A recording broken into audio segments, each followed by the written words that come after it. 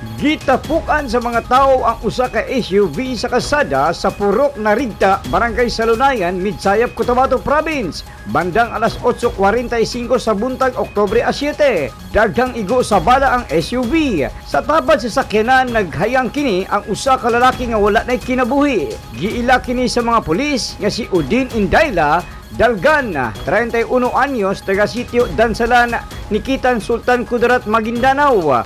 Duol jutay sa SUV ang usa ka tricycle ug makita ang batiis sa driver nga giila sa mga pulis na si Rahib Mamintal Wahab, 35 anyos, taga sitio Kudungan, Barangay Samulawan, Kadayanan, SGE Barm.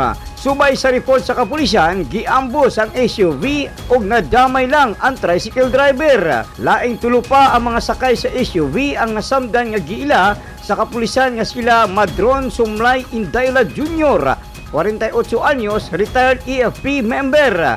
Saida Felmin Indayla, Municipal Councilor sa Kadayangan, SGE Barm, ug laing Indayla Yusok, 20 anyos, driver o residente sa Barangay Kapinpilan, Kadayangan, SGE Barm. Gipandala dayon sa ospital ang mga nasamdan sa ambush.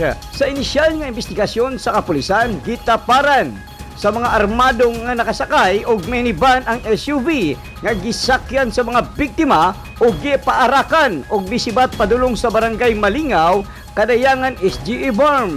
Sumala sa mga pulis, rido, dumot o drug-related activities ang usa ka nakitang motibo sa ambush. Gio Del Mundo, Newsline Philippines, Midsayap, Cotabato Province. Stay safe.